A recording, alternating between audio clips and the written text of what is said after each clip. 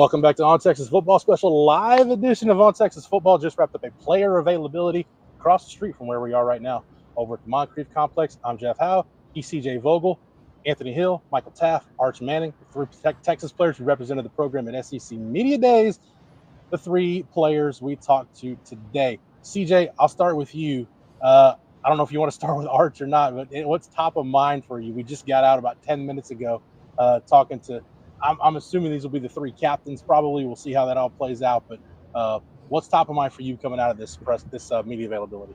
Yeah, let's actually save Arch. Let's keep the folks at home waiting just a little bit to hear from Arch because, I think he gave us a little bit of nuggets in that availability. But I wanted to go to what Anthony Hill said to start off his press conference or time with us, Jeff, was we have a very physical defense. And he said it multiple times. He said, we have a very physical defense. He really likes the way that they've been hitting in practice. He liked the way that they were hitting in the scrimmage. Right now, that is the biggest takeaway for Anthony Hill is that front seven is certainly playing a physical brand of football. And when we hear from Michael Taaffe, well, it certainly sounds like the communication in the back end is getting perfectly married up with one another. But altogether, if what we're hearing about this Texas defense is true, and again, we've been praising them. We've been hearing a lot about them. If that's the case, Texas is going to be looking at a very special defense in 2025. I think I don't know, CJ, if it speaks to the mentality or if this is PK or this is the players or what, but to me, it says a lot that the one quote Ant had today that really jumped out to me was he said, look, if we're playing physical and we're playing smart, I can live with the results. So I just love that mentality. I mean, look, this defense, Michael Taaffe got asked about it today too. Does this defense have a chance to be as good or better than last year's defense? And he said, you look last year's defense, you look at what they lost, you lose a Thorpe Award winner. Andrew McCuba's tearing it up in the NFL preseason right now. Barron Sorrell, we've called him the stabilizer. But he said, you look at all the guys that came back a year older. I think sometimes we forget that. You look at what's lost, not necessarily what's coming back. I think that kind of gets lost in the sauce a little bit.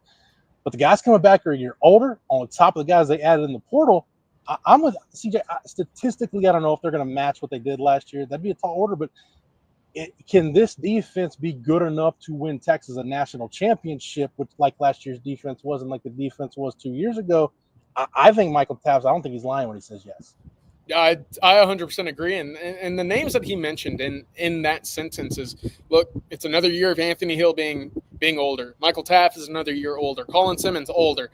Ethan Burke, older. Manny Muhammad, older. Jelani McDonald. You go down the list of guys, and I know that returning production, that stat gets thrown out a lot. I know that we hear pretty often about returners and the number of guys Texas has that were true starters a year ago. Texas had a lot of players on a very good defense that played big roles that are back in 2025. And as you would expect, those guys have improved from a year ago. They're older. They're more mature. They're stronger, they're faster, they're quicker.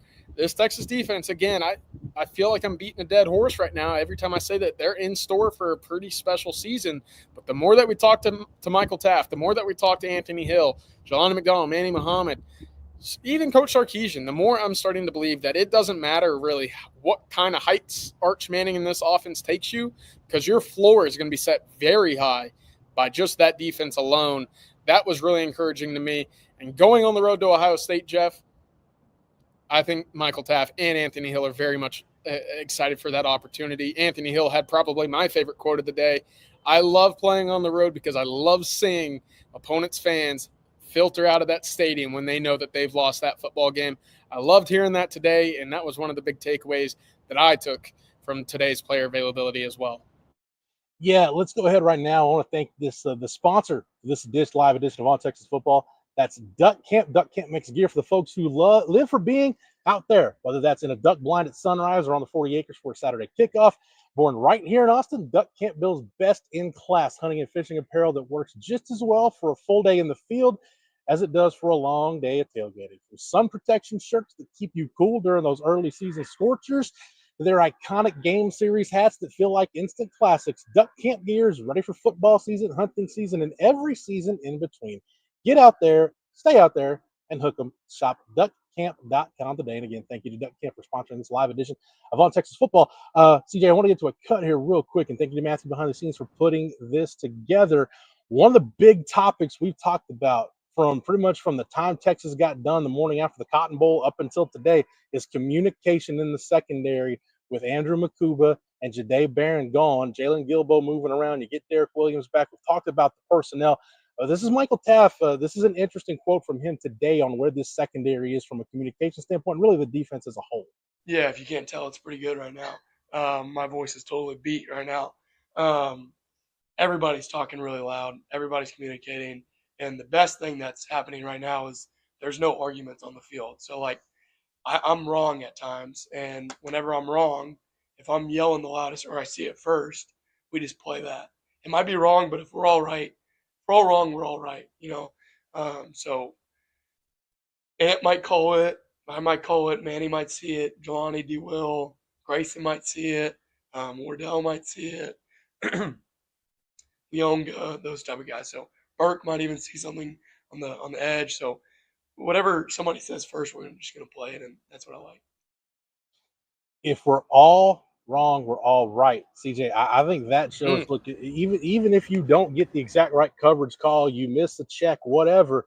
As long as everybody's doing their job on an assigned play, it's got a chance to work. And he didn't mention this, but I'll go ahead and mention it. You've got enough athleticism on this defense. We're talking about Colin Simmons, Anthony Hill, Jelani McDonald. We can go on down the list. You've got enough athleticism on this defense. We'll throw Grayson Littleton into that mix too, that if you make a mistake, those guys can be erasers. They can be fixers. They've got enough athleticism to make up for that. I think that's the saving grace for this. Hey, don't worry about if the call is 100% right. Let's just go with what we see and play it. And more often than not, you've got a chance to make yourself right in the end. Yeah, 100%. Again, make sure that everybody's on the same page. Texas a year ago was so good early in the year at not allowing the big play. And why was that? It's because of that camaraderie with Jahdae and Andrew Makuba and Jelani and Derek Williams and Malik Muhammad, guys that had been around and played with one another for quite a while. And I believe that's going to be the case again, especially when Michaell Taaffe is on the field. And we've talked about it pretty extensively, Jeff. Who's going to be the communicator when Taaffe is not on the field? Well, we heard that from Anthony Hill as well, saying that it's a team effort. Hearing a lot from Derek Williams, hearing a lot from Malik Muhammad. And yes, Patrick Page, I need to bring up Grayson Littleton. He will certainly not be redshirting this year. As much as we've heard about Grayson Littleton, Michaell Taaffe had a lot of praise for the young freshman as well today. There's no shot that he will be redshirting this year. In fact, it would be not really a surprise, Jeff, if we saw him play upwards of 30, 40 snaps very early in the season, perhaps against Ohio State, with the way things are trending in that direction for him. Yeah, look, if you're a true freshman playing non-special team snaps in 11 days, you're a dog. You're a dude. So, yeah, there's no chance Grayson Littleton's redshirting. He's going to play. And I think Patrick even mentioned it too. You know, Michaell Taaffe right there talking about Grayson Littleton and Wardell Mack. Look, CJ, I know you still got a decent chunk of that Wardell Mack stock you bought at the end of spring practice. Look, they're working a lot of different guys at the nickel. And I'll go back to what Sark said. Whatever the first 11 look like and whoever your snap leaders are against Ohio State, file that away and digest it. That doesn't mean that's how it's going to be for the rest of the season, because injuries are going to happen. Guys might have a bad game, whatever the case. Sark is hell-bent on developing this roster. And CJ, I go back to the day Sark took the job, that first press conference he had. He wanted Texas to be a great developmental program under his watch. And you put 23 draft picks into the NFL the last 2 years, you're a pretty dang good developmental program. And you can go down the list, and there were plenty of guys in those drafts, those two last draft classes that got developed. Christian Jones, and we can go on down the list. But at the end of the day, it's about developing this roster, developing your young guys. Just because you get into the season, that development don't be shocked if you hear Sark harp on that throughout the season. You know, I know the bye weeks are typically when we say, hey, how are the young guys doing, developing guys? No, they want to develop guys every day, because when you're playing into early to mid-January, it is a really long season. You're getting all these guys before it's all said and done. Yeah, it echoes a lot of what we've heard from Steve Sarkisian. Again, does Texas play upwards of 30 guys in that season opener? As he mentioned on Monday, we'll see. That was a lot. Texas only played about 23, 24 last year against Michigan. But point being is now you feel like you have that depth to go a full 16 games if needed. Texas was in a position a year ago, and again, that depth needs to be tested early on, and I suspect you see a lot more rotations early in this season, Jeff. But all in all, more glowing reviews about this Texas defense. And again, that Texas defense, it does not matter what the offense does, Jeff. I feel like the floor of this Texas team is set on the defense. The ceiling will be determined by the offense. And look, we heard from the head man himself. Arch Manning spoke to us today at length about expectations. What is he expecting going on the road? But even more than that, who's standing out in camp? And, well, look, there's a lot of optimism and reasons for excitement alone based off of what just Arch alone was saying today. Yeah, speaking of QB1, look, he's been facing maybe the best defense in the country in practice. He'll face a pretty good one in 11 days when Texas goes to Columbus and plays Ohio State. This is another cut. And again, thank you to Matthew for lining these up. This is Arch from today's media availability talking about not just facing Ohio State, but also facing Matt Patricia, the Ohio State defensive coordinator. Yeah, I mean, we're full on Ohio State now, so I'm thinking about them a lot. But they're a really good team. Caleb Downs, Sonny Styles, they got some good players. So we're going to have our hands full, but it's going to be a fun one. Matt Patricia. That's right. No, I need to talk to them, but he's been around, and he's been around a lot of good ball. So it's going to be a fun one. We're excited. Yeah, he was asked about if he needed to reach out to Peyton and Eli. That was Corey Mose from KView here in town. I'll give Corey Mose props. A relevant Manning family question was asked to Arch. So, Corey, thank you for that. We're going to get a share of those this year, CJ. And we've already got them. That you're just trying to, just fit something in there where it doesn't apply. But, yeah, I wouldn't be shocked if Arch does lob either one of those guys a call because you face that Matt Patricia. Yeah, I don't think anybody's faced that Bill Belichick, Matt Patricia defense as often as those two guys have. CJ, Arch also talked about handling the expectations, and I wasn't surprised with his answers, but he was just talking about, hey, I'm just focused on ball. That's what I want to be. That's what he wants to be about. That's what he's been about, and I love the fact that he mentioned it again today.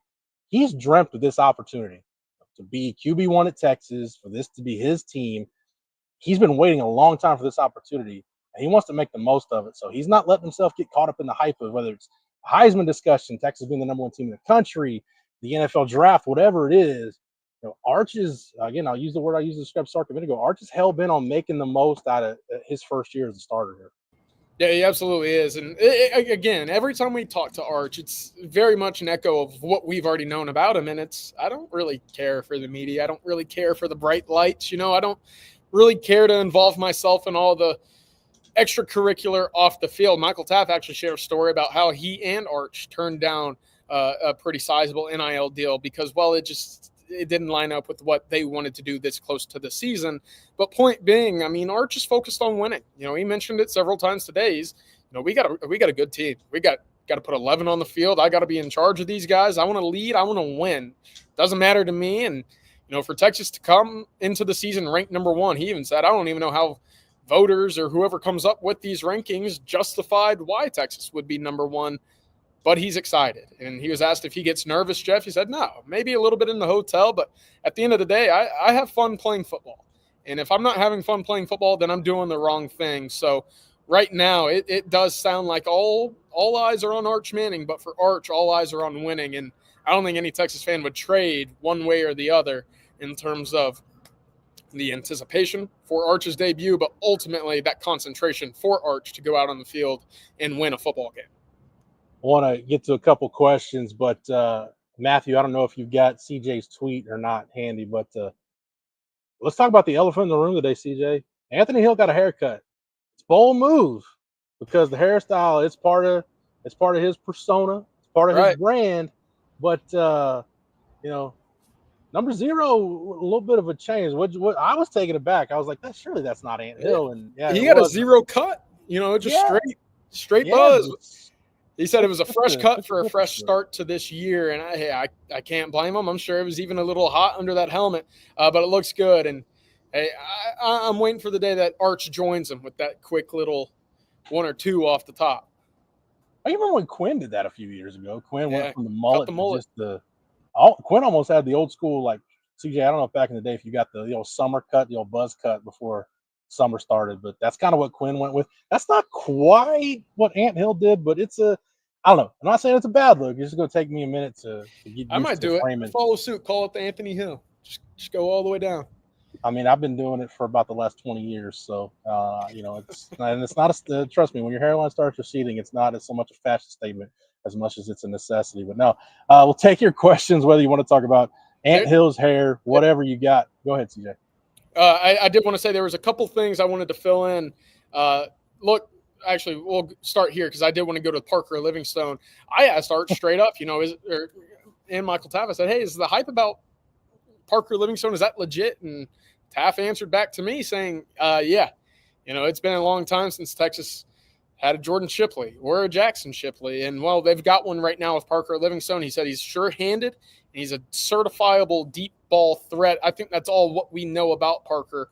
But also he lives with Arch Manning and Jeff. The last time Texas had a wide receiver quarterback combination that lived together, I think things went pretty well. But all in all, to answer your question, Brendan, is the expectation to have Livingston fill in for Mosley if you can't go week one? The answer is absolutely yes. And I would even answer, even if Mosley's healthy, I think you see a healthy amount of Parker Livingstone regardless in that season opener against Ohio State. He's going to be a big part of this Texas offense, and he's proven that with a strong spring and carried that into this fall camp as well. But altogether, Jeff, I did want to get your thoughts about Arch talking about two things. One, he said that whenever he calls his uncle Archie Manning, Archie always ends his conversations with get down or get out of bounds. And Arch was asked about taking big hits when running the football. He said, yeah, I just got to be smart. That's a topic of conversation. It's going to be something that he has to be cognizant of if Texas wants him to play all 16 or 17 games this season. Yeah, it's going to be a work in progress. And he talked about, Archie Manning back in his day Archie was a scrambler. And, Archie even mentions, like, look, my grandpa's not getting around so well anymore. Those hits add up. So I think that's where that advice comes from. Hey, just get out or get out of bounds. CJ, I don't remember seeing Arch attempt to slide too often. And, it's funny. I remember when the assistants were made available before camp starts, I remember talking to AJ Milwee about this. And he said they went back. There was a play against Mississippi State where, Arch is running in the open field and he's got the opportunity to get down. And not only does he not get down, but he leads into, a defender with his right shoulder. And basically, Coach Milwee points out in many ways how that was not the smartest idea. So, sometimes for quarterbacks and oftentimes for quarterbacks, discretion is the better part of valor. And a lot of guys end up learning that the hard way. Sam Ehlinger had to learn that the hard way. Yes. Quinn had to learn that the hard way. So hopefully Arch doesn't have to learn that the hard way by the time his time here is done. But yeah, I just think that's going to be a work in progress where it's just the more reps you bank, the more comfortable you are, you'll realize at times, hey, do I have an angle? And I think we got to remember the speed element with Arch too is that's something that Sark really hasn't had with any of the quarterbacks that he's had here yet. So, for Arch, it's going to be a decision. Can I outrun this guy? Do I have an angle? Do I need to slide? Can I get out of bounds? Maybe there's the rare instance where, hey, if it's a do or die situation of a 4th and goal, 4th and inches, whatever, maybe sometimes you do have to take those hits, but take them very sparingly and be smart about when you do it. Yeah, and he spoke about that. And again, it's difficult for a guy like Arch who loves football, and I don't want to say loves contact. He's a quarterback after all, but he does enjoy that competitive nature of the game. To be just basically taught out of playing the game the way that you've always done it is not easy. So going to be interesting to see how quickly he adapts to that. But also one thing I wanted to mention before we get out of here, look, Archie Manning 2 weeks earlier in the month said that, yeah, Arch is going to be at Texas for 2 years, no doubt about it. And Arch said, well, Archie called him, apologized, said he didn't know where he got that information from. So Texas fans will have to wait and see whether or not Arch is back for 2026. I know we're back on that wait and see grind, but ultimately I think that might have just been a little bit for show. I think we all expect Arch to be back. Yeah. Regardless. Look, for me, that's good. There was so much good stuff Arch said today.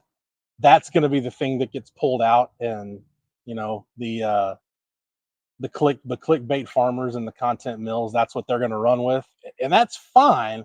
But I'd like to think that everybody watching this, listening, everybody over at OnTexasFootball.com, people in the On Texas Football family, Texas fans at large. You guys and gals are smarter than that. Just enjoy Arch while you got him.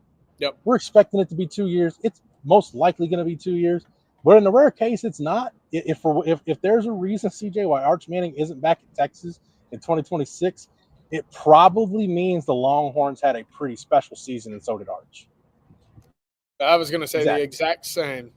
So, hey, while you got him, enjoy him. Again, last thing from me, Jeff, I asked Arch about the offensive line. Does he feel like he's being protected? He said, yeah, I feel like we got a good group up front. Right now, there's been some reshuffling on the offensive line. He didn't really expand on that.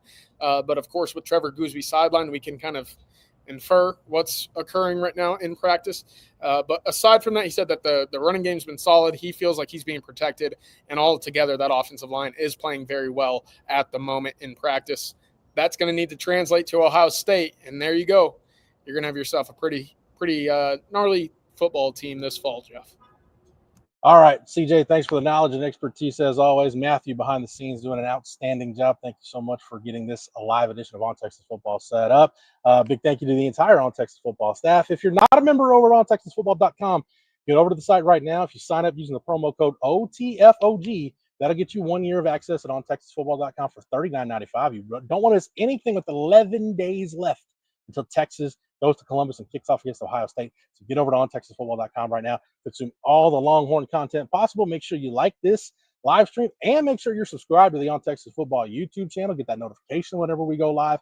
And whether it's here on the channel or on the site, you're not missing anything leading up to the start of what should be a really special 2025 season for the Longhorns. Also, don't forget tonight, it's the combo third and Longhorn OTF, the first of 3 get-togethers this week. Schultz Garden right here downtown, a few blocks from where we are right now. That'll be tonight starting at 5 o'clock, right around 7 o'clock-ish. We should be going live with our normal Tuesday live stream. That's myself, Rod Babers, and Aaron Hogan. Should be the same thing tomorrow night in Houston. CJ won't be with us in Houston, but it'll be myself, Rod Babers, and CJ on the Wednesday live stream, doing that from Social Beer Garden in Houston, and then Happiest Hour in Dallas coming up on Thursday. But tonight, Schultz Garden should right around 5 o'clock, the festivities should start kicking off. So come over, see the OTF crew, see the third and Longhorn crew. Should be a great time here in the capital city, not too far from the 40 acres. All right, that's going to do it for this special live edition of On Texas Football. For Matthew, for CJ, for the entire On Texas Football staff,